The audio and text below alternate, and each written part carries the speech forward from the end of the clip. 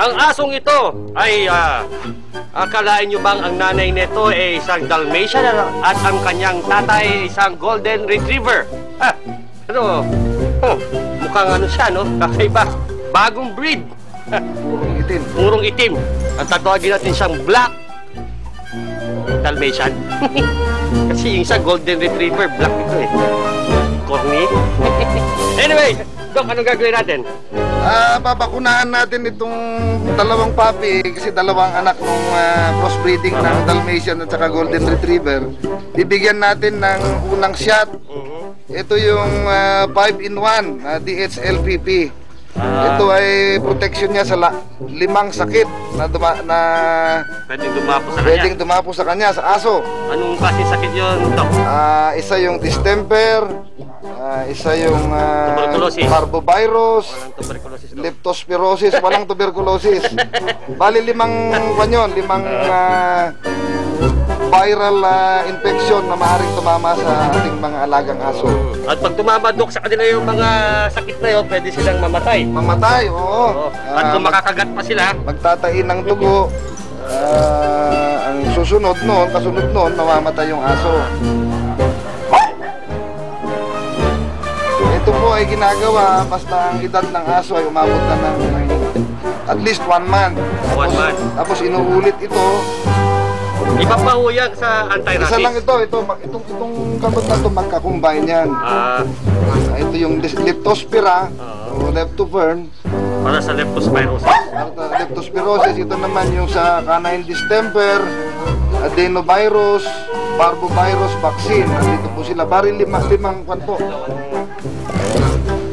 Pero wala pa dyan yung anti-rabies. Anti-rabies, susunod yan. Susunod. Hindi pwedeng mauna yun. Ang ideal po kasi sa practice namin, nag-anti-rabies kami kung ang edad niya ay nasa 4 na buwan na. Okay. Ito, injection na nito. Ayun. Kamay ko yun. Joke lang. Isa naman. Nurse? This is Kat. The beautiful nurse. Yun. Yan. Okay. Alam nyo ba, ang bakuna ay isang magandang magandang protection para sa aso. Maging sa tao, meron din tayong bakuna. Kaya manood lang kayo ng Hayop! Wow! Mga calendar girls na aso. Hindi ko yan crush. Amo, hindi ko rin crush yan.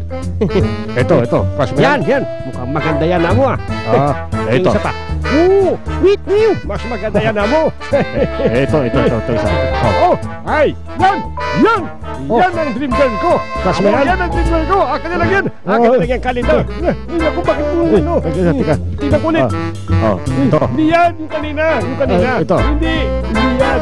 Ito. Hindi yan. Yung kanina. Ako. Sandali lang Hindi yan. Ito. Yan ba yung crush mo? Hindi mo makikiglas yan. May asawa na yan. Ano ba? Pengi. Bakit siya lang amo ang kumakain ako? Di ba ako pinapakain? Mabuti ba ito? Sino ba ito? Ba't meron siya pagkain ako? Wala. Tingnan ko nga itong aso na ito. Lumabas ka dyan. Kumatapang ka, lumabas ka dyan. Ay, sulat. Ay, ito na yung sulat. May sulat ako. Ay, hindi to, dyan ito. Isulat ko. Ay, hindi ito, hindi yan. Yung sulat ko. Nasaan na? Diyan yun na naman yun Kaya mo to yung sa akin. Hoy, yung sulat ko, nasaan? Hoy. Ako din, baka may sulat na rin ako. Ayun, dumating na yata yung mailman. Yan na yung mailman.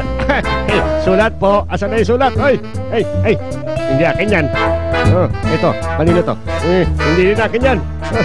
Ay, Iba rin to eh. Hoy, mailman, nasan yung sulat ko din? At ito na ang top video of the day. Gusto nyo bang matutong sumayaw ang inyong aso? Gumamit kayo ng blower! O hair dryer, for that matter. Tingnan nyo.